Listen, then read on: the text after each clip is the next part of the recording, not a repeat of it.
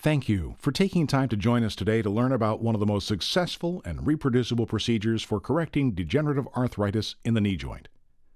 This presentation has been designed to help you in understanding the fundamentals of knee replacement.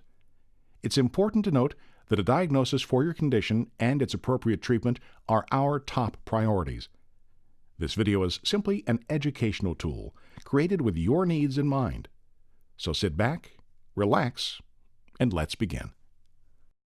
My life came to a standstill. I had no activity. I was very limited to any activity. I became a house person. I stayed home, watched TV, because the pain of getting in and out of a car or even walking to the car was so bad that I really didn't have any activity. I was in excruciating pain. I couldn't walk, ride a bicycle, walk upstairs, or go dancing without pain or some type of medication to alleviate the pain.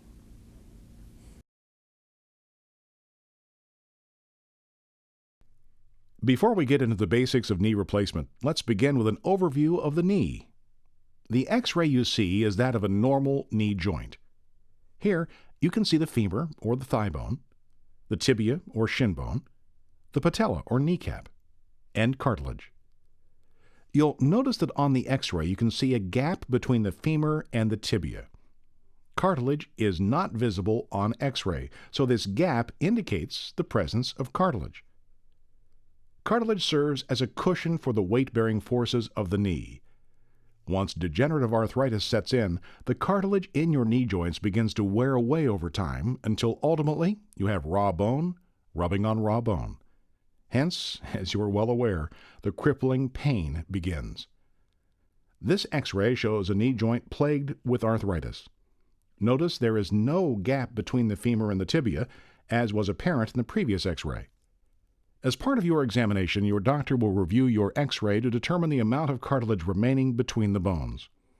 You and your doctor can then discuss the specifics of your case and the benefits and risks of knee replacement.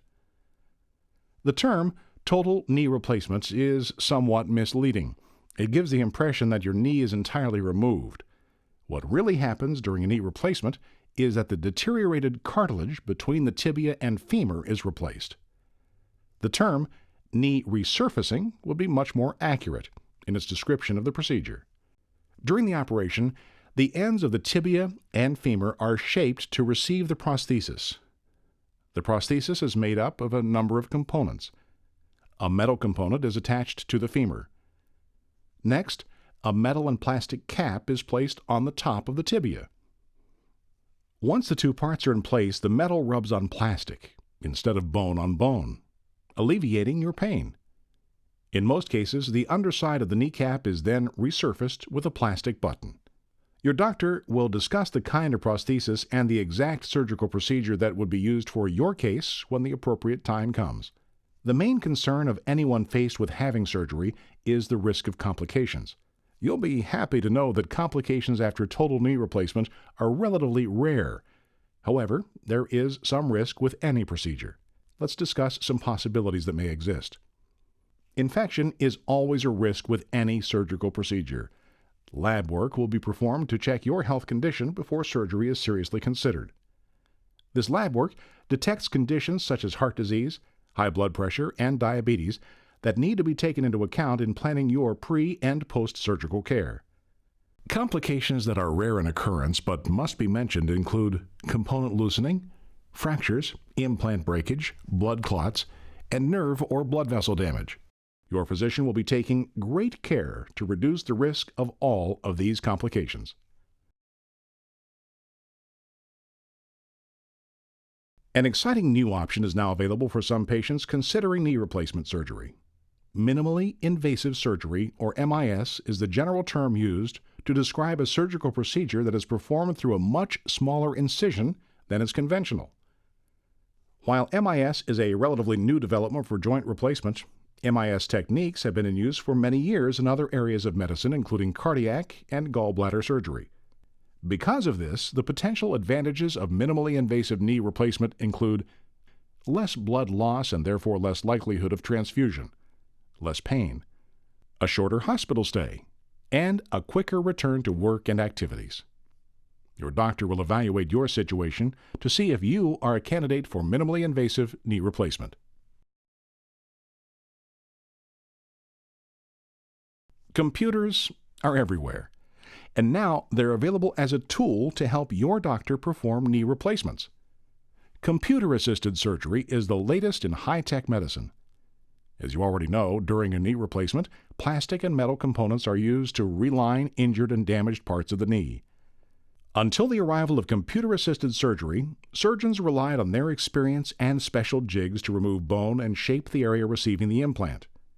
This new technology now helps the surgeon determine precisely how much bone to remove and align the implants, which in turn may increase the long-term effectiveness of the operation. To get an idea of how it works, think about those onboard computers and GPS navigation systems on newer cars. The onboard computers collect data points from satellites and use these coordinates to give drivers directions from point A to point B, much more precise than a paper map. With computer-assisted surgery, a computer model of your knee is created as a special instrument outlines the contours of the knee. This computer-generated model provides an internal view that helps the surgeon plan how much bone to remove and allow for a more precise alignment of the implant. In summary, the objective of computer-assisted surgery is to combine the precision of computer technology with the experience, expertise, and skill of your surgeon. Whether or not your surgeon utilizes computer navigation for your procedure, knee replacement remains one of the most successful and effective procedures in all of medicine.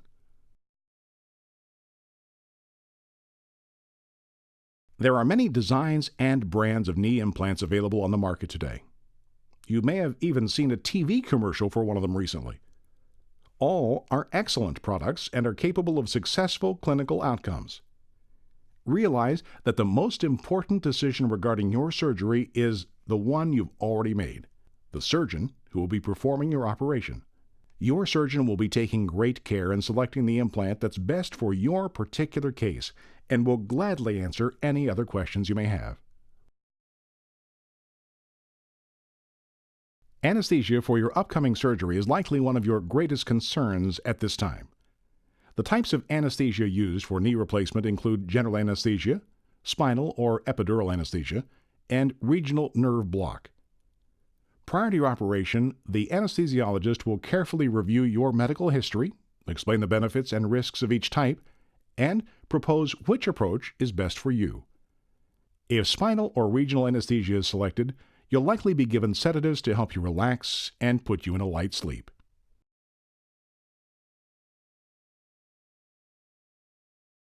How much will it hurt is probably the most common question patients have at this time. You'll be happy to know that there have been many developments over the past few years to help you be more comfortable after surgery. Pain medicine can be delivered in a number of ways: by mouth, by injection, by PCA or patient-controlled analgesia, which is where you push a button to deliver medicine into your IV, or by special pain pumps that deliver the medication right into your knee. Your doctor will be happy to discuss the pain management plan that's best for you. The important thing you need to do is to keep us informed of how you're feeling. You may be asked to rate your discomfort using a scale similar to the one you see here. We'll do our part to do everything we can to keep you as safe and comfortable as possible.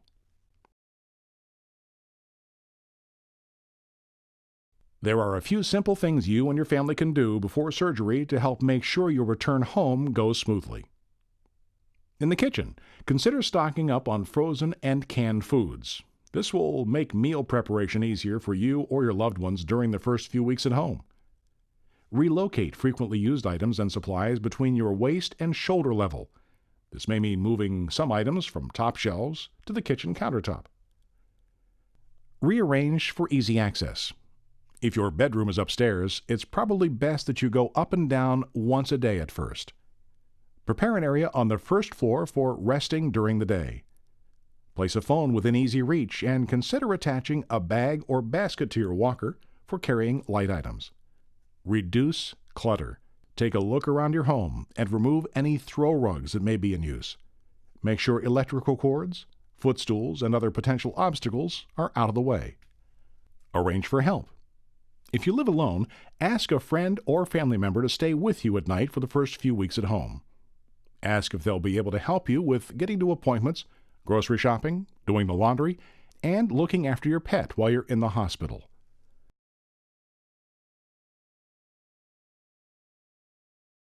Recovery time after knee replacement varies from person to person. It's important to work hard with your exercises and push yourself to return to your normal lifestyle. Remember, a positive attitude is the key to a successful recovery. Many patients return home from the hospital after 3 to 4 days. You can be driving your car around the 3rd or 4th week after surgery, slow dancing, golfing, and swimming after the 8th week, and playing doubles tennis around 12 weeks after surgery. Your doctor may advise you to avoid certain high-impact activities such as jogging, skiing, and singles tennis due to the pressure they place on the knee. We know the decision to undergo total knee replacement is a stressful and important one that you and your physician have to make together. We hope that this presentation has helped you gain a better understanding on which to base your decision.